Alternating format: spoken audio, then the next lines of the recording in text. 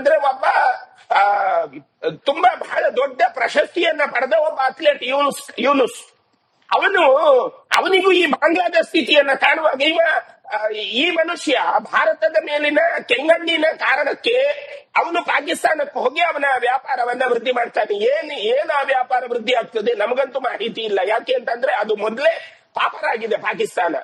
ಹಾಗಾಗಿ ಇನ್ನೊಂದು ಪಾಕಿಸ್ತಾನವನ್ನ ಮಾಡುವ ಹುನ್ನಾರ ಈಗ ಅಲ್ಲಿ ನಮ್ಮ ಭಾರತ ಸಂಜಾತರಾದಂತ ಒಬ್ಬರು ನ್ಯಾಯಾಧೀಶಿಯನ್ನ ಆಡಳಿತಕ್ಕೆ ತರಬೇಕು ಅನ್ನುವ ವಿಚಾರಗಳು ಎಲ್ಲ ಮುನ್ನೆಲೆಗೆ ಬಂದಿತ್ತು. ಆದ್ರೆ ಅದಕ್ಕೂ ತಡೆ ಬಿತ್ತು.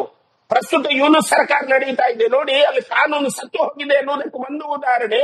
ರಾಜಾರೋಷವಾಗಿ ಒಬ್ಬನನ್ನ ಕೊಂದು ಅವನನ್ನ ಮರಕ್ಕೆ ನೇತ ಹಾಕಿ ಬೆಂಕಿ ಕೊಡ್ತಾರೆ. ಏನ್ ತೋರಿಸ್ತದೆ ಇದು? ಹಾಗಾಗಿ ನಾವು ಏನು ಹೇಳ್ತಾ ಇರೋದು, ಪ್ರಸ್ತುತವಾದ ಸನ್ನಿವೇಶದಲ್ಲಿ ಬಾಂಗ್ಲಾ ವಿಮೋಚನೆಗೆ ಕಾರಣವಾದಂತಹ ಭಾರತದ ಜೊತೆ ಬಾಂಗ್ಲಾ ನಿಲ್ಲಬೇಕಿತ್ತು.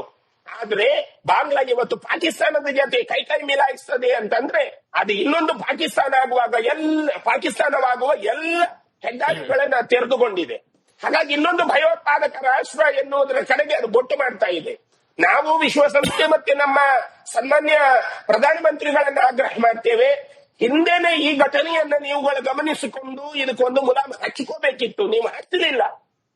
ಹಾಗಾಗಿ ಈಗಲೂ ನಮ್ಮ ಆಗ್ರಹ, ನೀವಿದಕ್ಕೊಂದು ಸೈದ್ಧಾಂತಿಕ ಭಿನ್ನಾಭಿಪ್ರಾಯಗಳನ್ನ ಬದಿಗೊತ್ತಿ ಬಾಂಗ್ಲಾವನ್ನ ಉಳಿಸುವ ಕೆಲಸ ಮಾಡಿ, ಅಲ್ಲೇ ಹಿಂದೂಗಳಿಗೆ ರಕ್ಷಣೆ ಕೊಡುವ ದೃಷ್ಟಿಯಿಂದ ನೀವು ಎಲ್ಲ ರಾಷ್ಟ್ರಗಳು, ಬ್ರಿಕ್ಸ್ ಸಂಬಂಧಪಟ್ಟಂತ ಎಲ್ಲ ರಾಷ್ಟ್ರಗಳು ಸಭೆ ಸೇರಿ ಒಂದು ಸಂದೇಶ ಕಳಿಸುವ ಅಗತ್ಯವಿದೆ ಅನ್ನುವುದು ನಮಗನ್ನಿಸ್ತದೆ. ಗುರುಗಳೇ, ಬಾಂಗ್ಲಾದೇಶದ ಒಳಗಡೆ ನಡೀತಾ ಇರುವಂತ ಈ ಹತ್ಯಾಕಾಂಡ, ಹಾದಿ ಬೀದಿಗಳಲ್ಲಿ ಹಿಂದೂಗಳ ಮೇಲೆ ನಡೀತಾ ಇರುವಂತ ನರಮೇಧವನ್ನ ನೋಡಿ ಅದೊಂದು ಬೇರೆ ದೇಶ, ನಮಗೂ ಅದಕ್ಕೂ ಸಂಬಂಧ ಇಲ್ಲ ಅನ್ನುವಂತ ಪರಿಸ್ಥಿತಿಯಲ್ಲಿ ಭಾರತ ಇಲ್ಲ. ಇದರ ಗಂಭೀರತೆಯ ಬಗ್ಗೆ ತಾವೇನ್ ಹೇಳ್ತೀರಿ ಗುರುಗಳೇ? ಇವತ್ತಿನ ಸನ್ನಿವೇಶದ ಬಳಗೆ ನಮ್ಗೆ ಕಂಡದ್ದೇನು ಅಂತಂದ್ರೆ, ಒಂದು ಕಾಲ ಬಾಂಗ್ಲಾ ವಿಮೋಚನೆಯಾಗುವಂತಹ ಸಂದರ್ಭದಲ್ಲಿ ಭಾರತ ಪೂರ್ಣವಾಗಿ ಸಹಕಾರವನ್ನು ಕೊಟ್ಟಿತು. ಬಾಂಗ್ಲಾ ವಿಮೋಚನೆಯ ಕಾಲಘಟ್ಟದಲ್ಲಿ ಅದಕ್ಕೇನೆಲ್ಲ ಸಹಾಯ ಮಾಡಬೇಕು ಆ ಎಲ್ಲ ವ್ಯವಸ್ಥೆಗಳನ್ನ ಭಾರತ ಸಹಾಯ ಮಾಡಿತ್ತು. ಆದ್ರೆ ಬಾಂಗ್ಲಾದ ಮನಸ್ಥಿತಿ ಶೇಖ್ ಹಸೀನಾ ಇರುವವರೆಗೂ ಬಾಂಗ್ಲಾ ಭಾರತದ ಜೊತೆ ಬಹಳ ರೀತಿಯಲ್ಲಿ ಕೈ ಮಿಲಾಯಿಸಿಕೊಂಡು ಹೋಗ್ತಾ ಇತ್ತು. ಯಾವಾಗ ಅಲ್ಲಿ ಒಂದು ದಂಧೆ ಪ್ರಾರಂಭವಾಯಿತು, ಅಲ್ಲಿ ಒಂದು ಗಲಭೆ ಪ್ರಾರಂಭವಾಯಿತು, ಆ ಗಲಭೆಯ ನಂತರದ ಮನಸ್ಥಿತಿ ಏನಾಗಿದೆ ಅಂತಂದ್ರೆ, ಅಲ್ಲಿ ಒಬ್ಬ ಯೂನುಸ್ ಸರ್ಕಾರ ಬಂತು.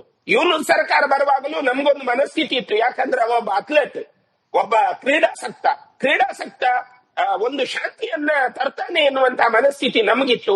ಆದ್ರೆ ಆ ಮನುಷ್ಯನಿಂದ ಅದು ಸಾಧ್ಯವಾಗಲೇ ಇಲ್ಲ. ಯಾಕೆ ಅಂತಂದ್ರೆ ಇವತ್ತು ನೀವು ಪಾಕಿಸ್ತಾನದ ಇಮ್ರಾನ್ ಖಾನ್ ಪರಿಸ್ಥಿತಿಯನ್ನ ನೋಡಿದ್ರೆ ಸೇಮ್ ಟು ಸೇಮ್ ಯೂನುಸ್ ಹಾಗಿರುವುದರಿಂದ ನಾಳಿನ ದಿನಗಳು ಯೂನಿಸ್ಗೂ ಕೂಡ ಬಾಂಗ್ಲಾದಲ್ಲಿ ನಿಲ್ಲುವಂತಹ ಪರಿಸ್ಥಿತಿ ಇಲ್ಲ ಅಂತ ನಮ್ಗೆ ಅನ್ನಿಸ್ತದೆ. ಯಾಕೆ ಗೊತ್ತಾ, ಅಲ್ಲಿ ಬಂಡುಕೋರರ ಸೃಷ್ಟಿ ಆಗ್ತಾ ಇದೆ. ಭಯೋತ್ಪಾದಕರು, ಮೂಲಭೂತವಾದಿಗಳು ಬಂಡುಕೋರರಾಗಿ ಮಾರ್ಪಾಟ ಆಗ್ತಾ ಇದ್ದಾರೆ. ಗಲ್ಲಿಗಳಲ್ಲಿ ಹಿಂದೂಗಳನ್ನ ಅತ್ಯಾಚಾರ ಮಾಡೋದು, ಕೊಲೆ ಮಾಡೋದು, ಅವರ ಮೇಲೆ ನಾನಾ ರೀತಿಯ ಕುಕೃತ್ಯಗಳನ್ನ ಮಾಡೋದು, ಈ ಎಲ್ಲ ಪರಿಸ್ಥಿತಿಯನ್ನ ನೋಡಿದಾಗ ನಾವೀಗ ಶಾಂತಿಯ ಕಡೆಗೆ ಹೋಗಬೇಕು. ಶಾಂತಿಯನ್ನ ಭಾರತವೇ ಸಾರುವಂತಹ ಒಂದು ಕಾಲಘಟ್ಟ ಇದು. ಯಾಕೆ ಅಂತಂದ್ರೆ ನಮ್ಮದು ಬಹಳ ದೊಡ್ಡ ದೇಶ, ಚೈನಾ ಬಿಟ್ಟರೆ ನಾವೇ ಇರೋದು. ವಿತ್ತ ವ್ಯವಸ್ಥೆಯಲ್ಲೂ ನಾವು ತುಂಬಾ ಸದೃಢರಾಗಿದ್ದೇವೆ.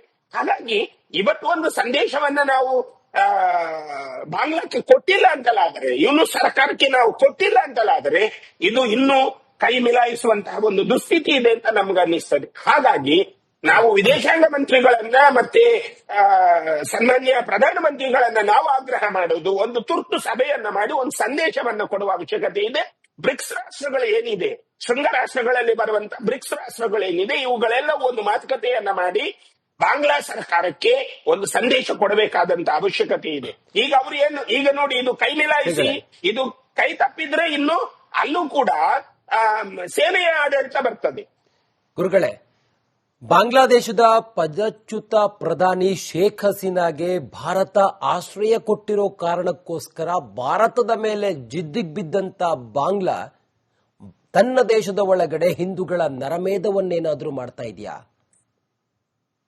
ನಾವು ಕಂಡ ಹಾಗೆ ಸನ್ಮಾನ್ಯ ರಂಜಿತ್ ಜಿ 100% ಈ ಮಾತು ಅಕ್ಷರ ಸತ್ಯ. ಯಾಕೆ ಅಂತಂದ್ರೆ ಇವನು ಸರ್ಕಾರ ಇತ್ತೀಚೆಗೆ ಒಂದು ಈ ಶೇಖ್ ಹಸೀನಾ ವಿಷಯದಲ್ಲಿ ಅವರು ನ್ಯಾಯಾಲಯಕ್ಕೆ ಹೋದ್ರು. ನ್ಯಾಯಾಲಯ ಮರಣದಂಡನೆಯನ್ನ ವಿಧಿಸಿತು ಮತ್ತು ಅವರ ಆಸ್ತಿಯನ್ನು ಮುಟ್ಟುಗೋಲು ಮಾಡಬೇಕು ಅಂತ ನ್ಯಾಯಾಲಯ ಹೇಳಿತು. ಅದು ಏಕಗವಾಕ್ಷಿ ಅರ್ಥಾತ್ ಏಕಮೇವ ಆದೇಶ ಅಂತ ಹೇಳುವ ದೃಷ್ಟಿಯಲ್ಲಿ ಎಲ್ಲ ರಾಷ್ಟ್ರಗಳು ಅದರ ಕಡೆಗೆ ಗಮನ ಚೆಲ್ಲಿತು.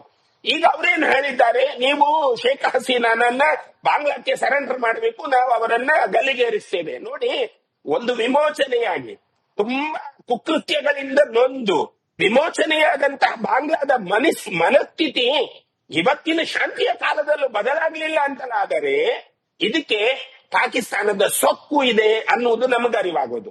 ಪಾಕಿಸ್ತಾನದ ಪಾಪ ಬಾಂಗ್ಲಾವನ್ನು ಸುತ್ತಿಕೊಂಡಿದೆ. ನೀವು ಹತ್ತಿರದ ನೀವು ಪಶ್ಚಿಮ ಬಂಗಾಳವನ್ನೆಲ್ಲ ನೋಡಿದ್ರೆ ಅಲ್ಲಿ ನಮ್ಗೆ ಅರ್ಥ ಆಗೋದು, ರೋಹಿಂಗ್ಯಾಗಳೆಲ್ಲ ಒಳ ಸೇರಿಕೊಂಡು ಅಲ್ಲಿ ಒಂದಷ್ಟು ಬೇಡದ ಪ್ರಕ್ರಿಯೆಗಳನ್ನ ಚಟುವಟಿಕೆಗಳನ್ನ ಮಾಡ್ತಾರೆ.